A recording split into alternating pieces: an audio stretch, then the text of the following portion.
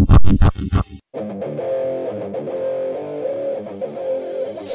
Cool Radio!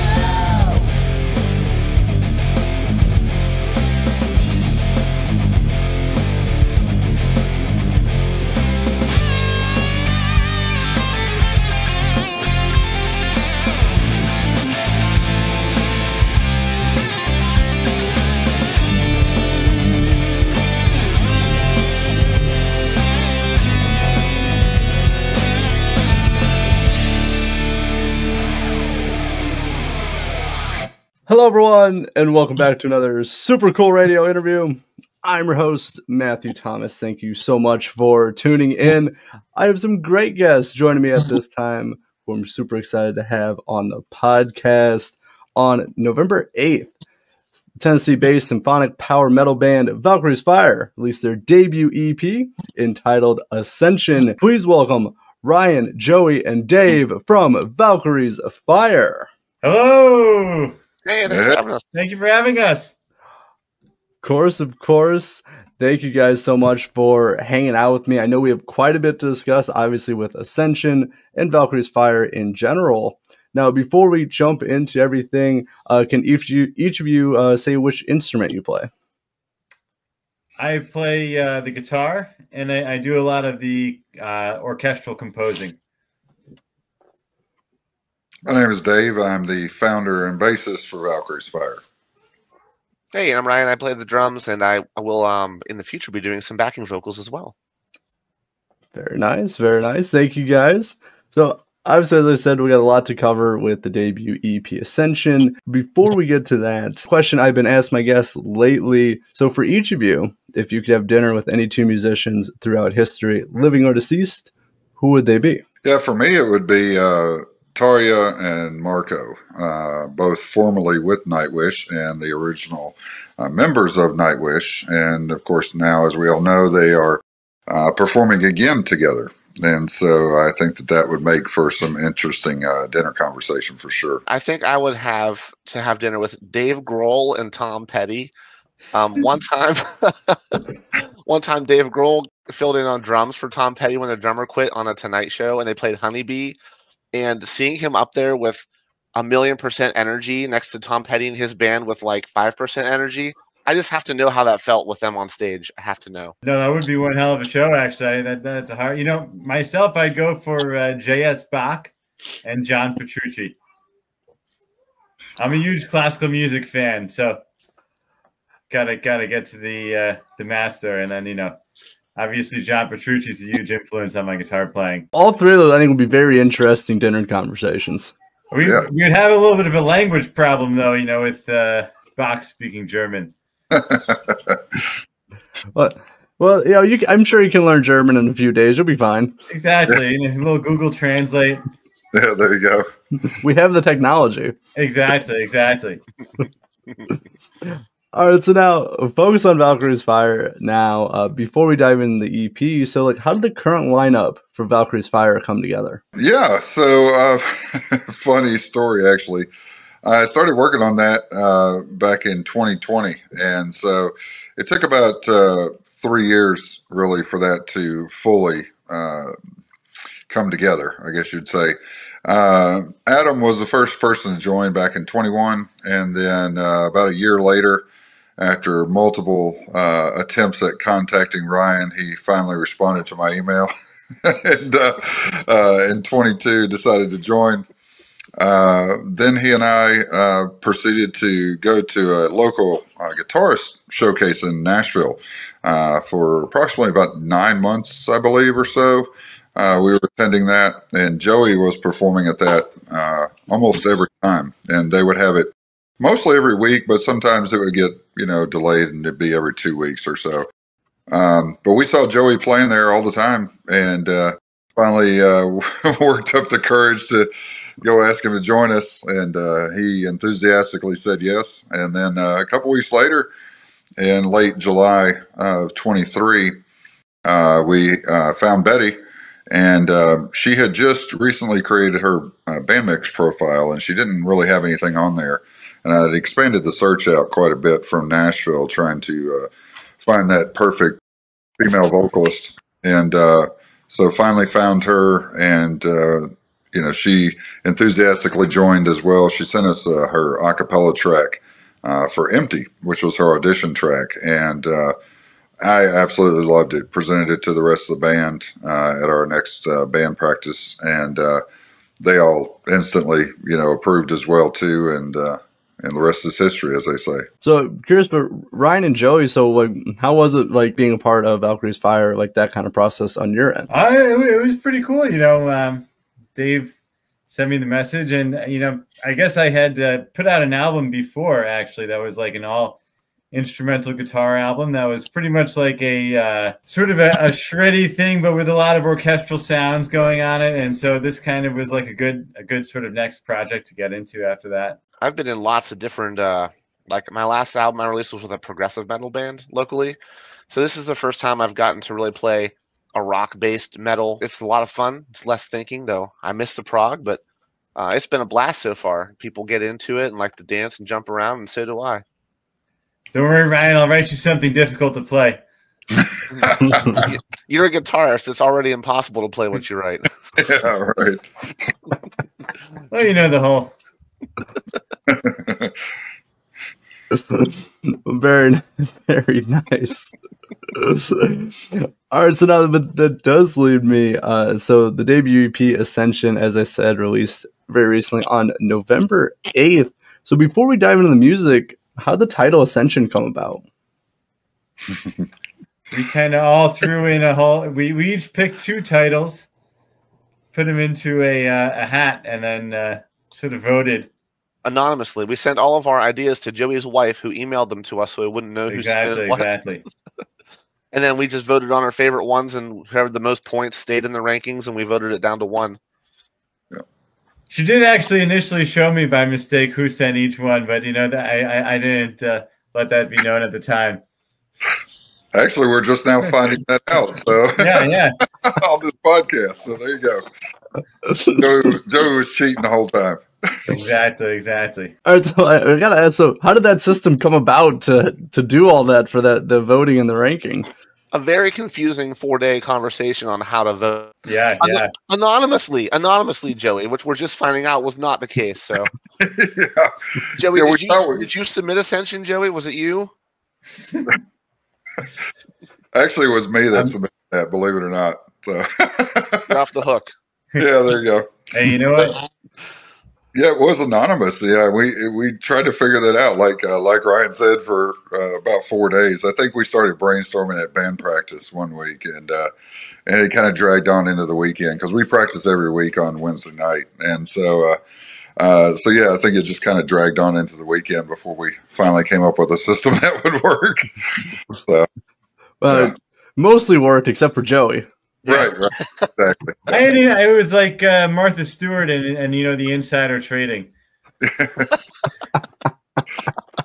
And Joey's wife actually did her job, but Joey kind of went behind her there. Yeah, but my vote was still only 1/5 of the total. So yeah, that's true. Well, the first time, like usually when I ask about titles, that's definitely the most intricate answer I've received. Nice. Probably the craziest one too you'll receive, I'm sure, in quite a while. Unless some people get some inspiration or draw some inspiration from what we've done. Convoluted. Yeah, right. Well, they're going to take top ours. Overall, I do like the kind of the process for with the voting and everything. It's very like democratic, so I like that.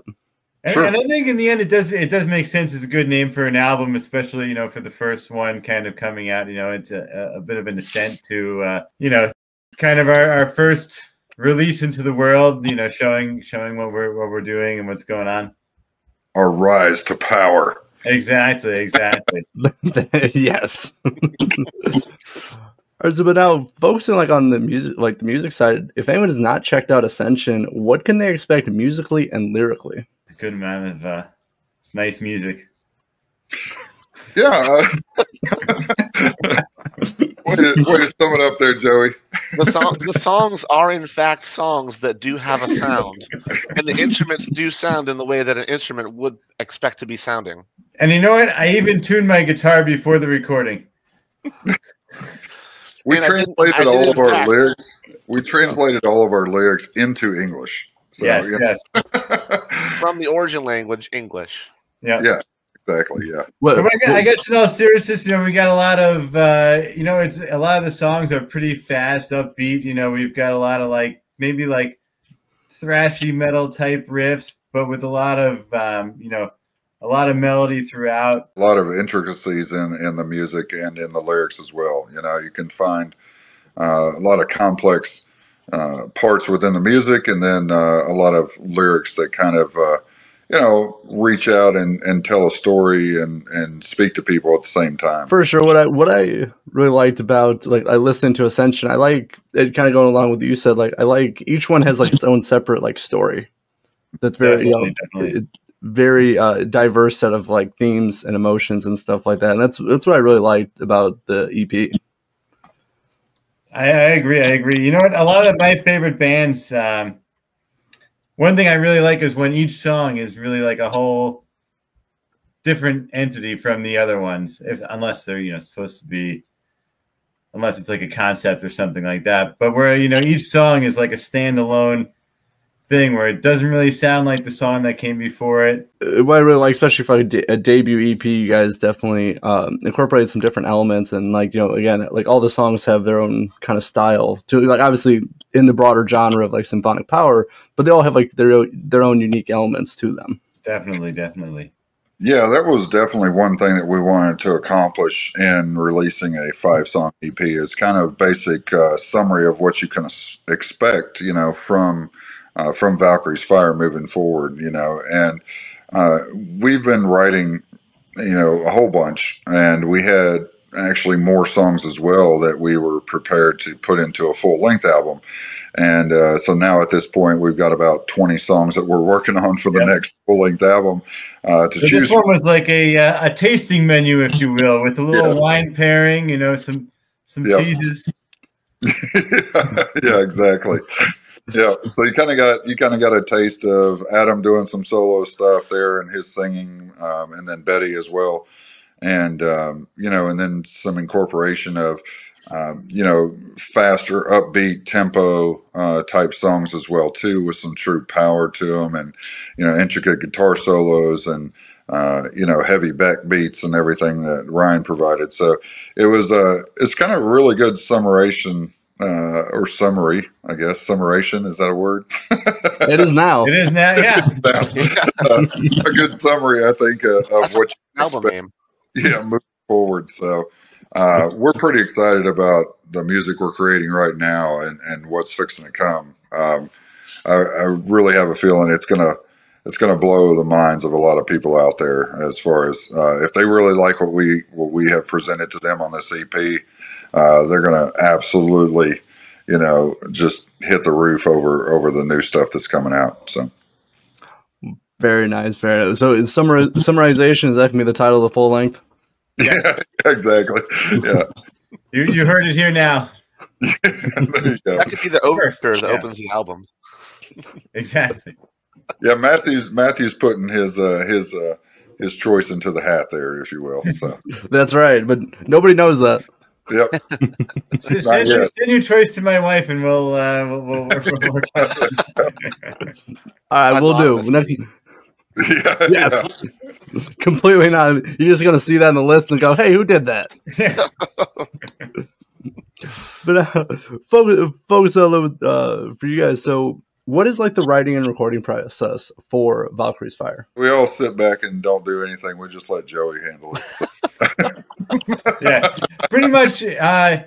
Usually, it starts with either me or Adam. Usually, I'll pretty much write something on Guitar Pro, which is kind of a guitar notation program, and I'll write kind of a skeleton, if you will, of the thing. So I'll write kind of mock-up drums. I write bass part. I write guitar parts, and then so I kind of send that out, and then we kind of flesh it out from there. They write vocals to it. As you can see, I'm not the greatest wordsmith in the world, so I don't write any lyrics at all. But I speak through the language of music. Yeah, he does that very well, for sure. Yeah. And yeah, then we all just kind of work on composition from there, as far as lyrics and Betty and Adam work on the vocals together, and make sure that they, feel good about, what either I or Adam has written at that point, or what Ryan's working on. And so it's kind of a big collaborative effort, really, truth be told, instead of any one person just kind of running away with the whole production of it all.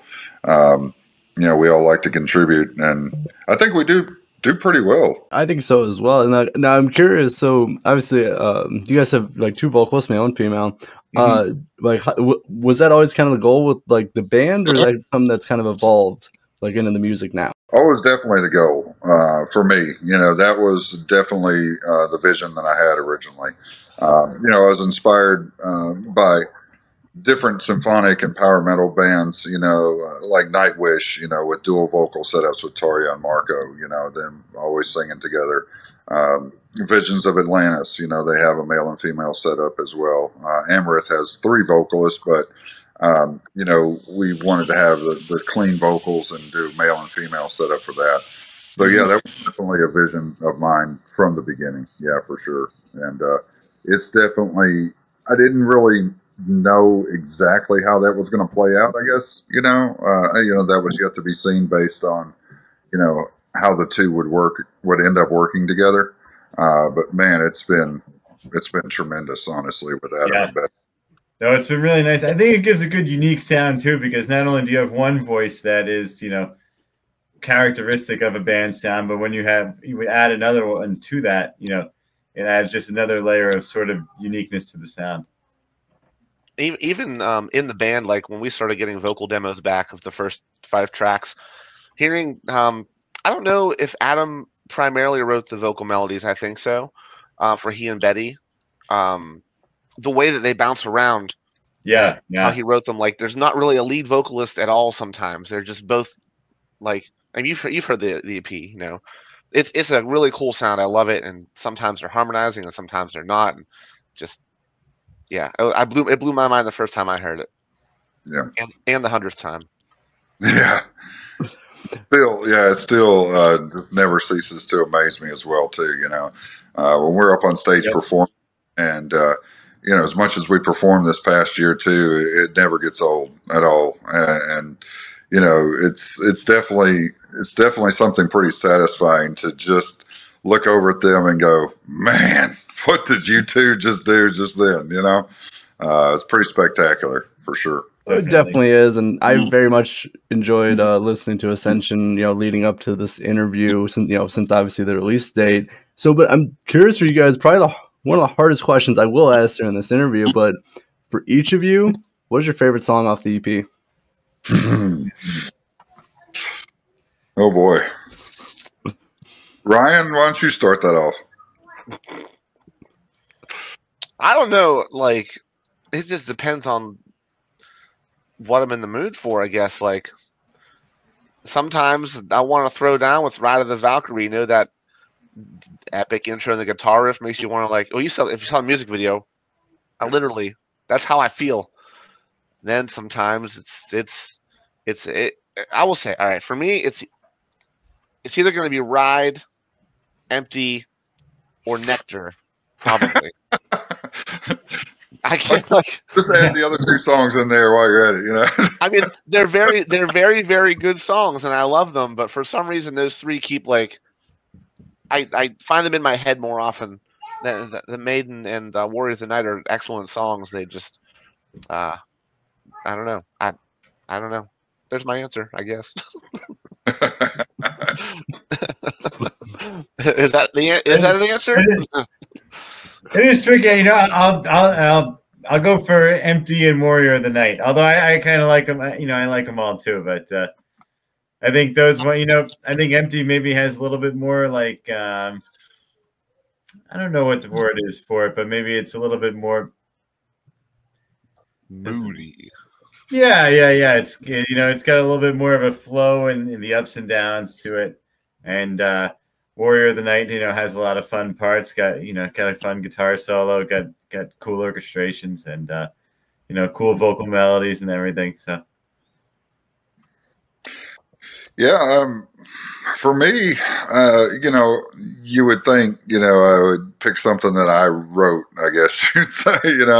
And even though Warrior of the Night, I wrote that specifically because, I wanted it to be a dedication song, to all of the true warriors of the night, being the fans that, come out to all the shows, they pay for your merch, they pay for those tickets to get in. And also, all the musicians who tirelessly work hard to put on those shows, so I dedicated that song. And even in the writing style of that song, I wanted that to come through, in the lyrics. And obviously it was one of my favorites to write. And it still is one of my favorites absolutely to perform. It's usually the one we close out our sets with. And so it's always been definitely a crowd favorite. And we play more songs than we actually had on the EP at our live shows. So you hear some unreleased material as well when you come to our shows. But I would say probably one of my favorite songs, I guess, honestly, is probably Empty. It was the song that I feel like is one of the most emotional songs of the album. It's different from the rest in that, it's not your typical fast, upbeat, power metal song. But yet it cuts through and it reaches out to a lot of people. And so for me as a lyricist, that was something that I really appreciated, particularly when Betty sent that to us as her audition initially. Yeah.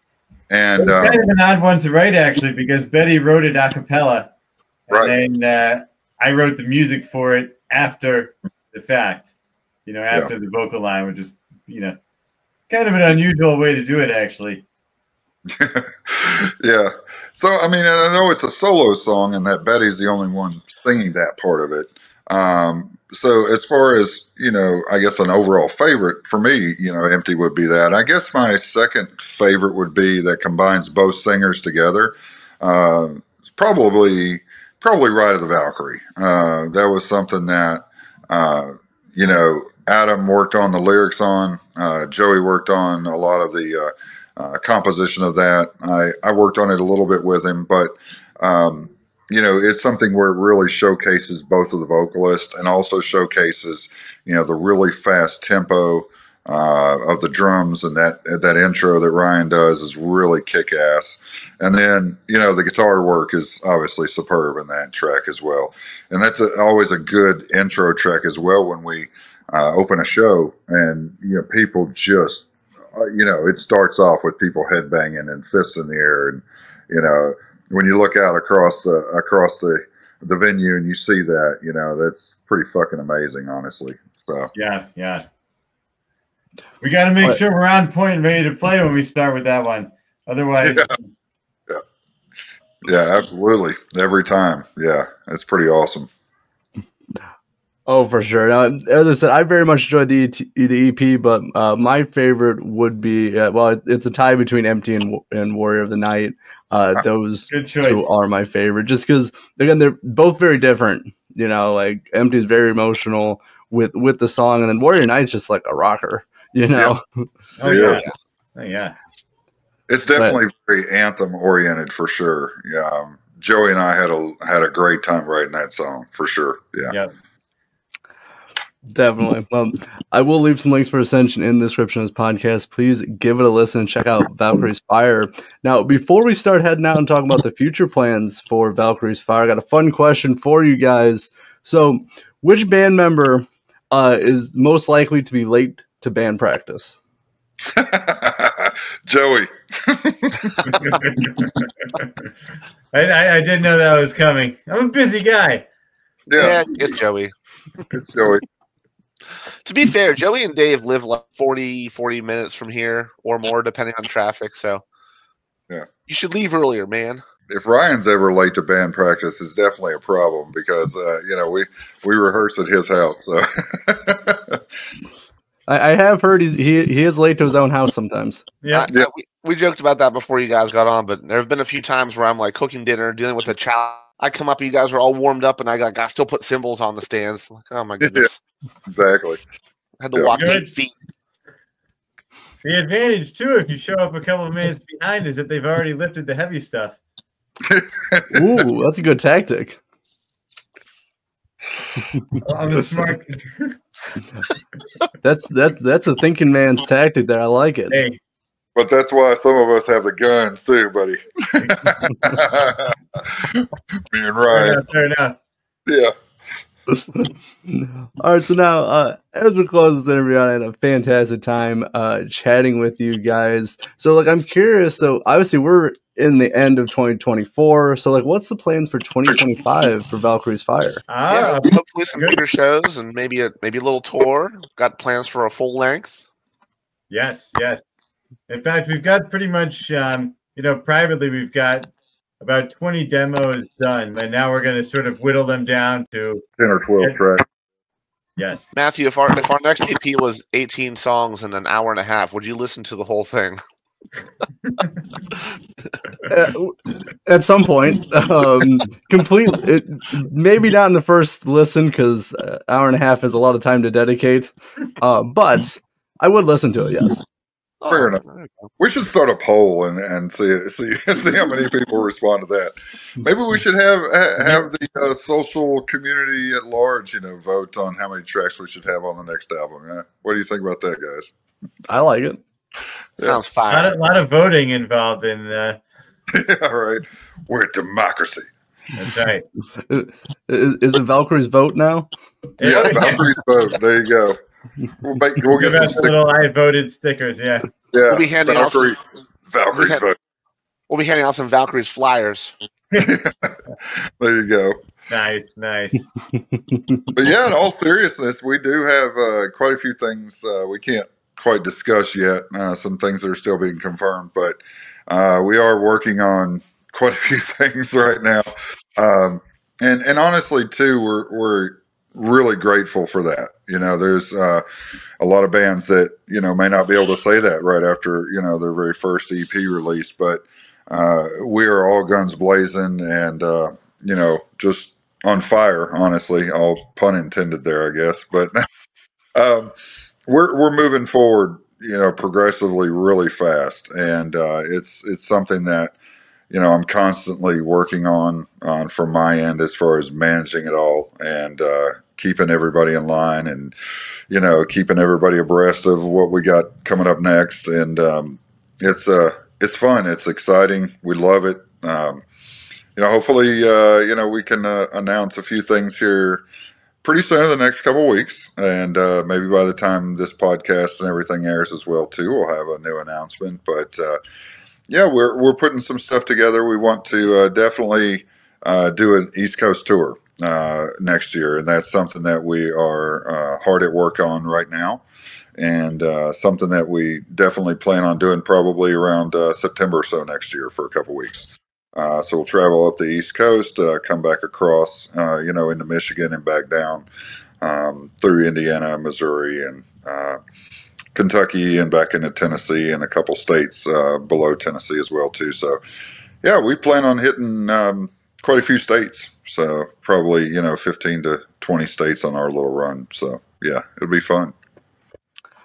Well, very nice. Sounds like you guys have some awesome plans in the works for 2025. Definitely. I'm definitely looking forward to seeing all the announcements and all that, and then maybe I'll catch you guys at a show sometime. Where are you located, Matthew? Awesome. Northern Indiana, South Bend, Indiana. Oh, very nice. Very nice. Oh yeah. Okay. We'll interview you. That'd be great, man. That'd be really cool getting to meet you in person as well too. And yeah, definitely we'll keep you posted with that, with the show schedules for sure. And you can always check out our shows. We keep them updated as well on the website at valkyriesfire.com/shows. And real easy. We keep all the flyers on there. You can check that out as well. A lot of pictures, a lot of photos, videos. I'm constantly updating the website as well with that information. So a lot of good stuff on there for people to peruse through. Very nice. I will leave some links for Valkyrie's Fire in the description of the podcast. Include the website. Please check out, support them, give them a like, and all of that stuff as well. And check out their latest EP, the debut EP, Ascension, on your favorite streaming platform as well. But Ryan, Dave, Joey, thank you so much for hanging out with me. Yes, thank you for having us. Much appreciated. Absolutely. It was a pleasure. Of course. For Valkyrie's Fire, I'm your host, Matthew Thomas. Thank you so much for watching this episode of Super Cool Radio. And remember, stay frosty.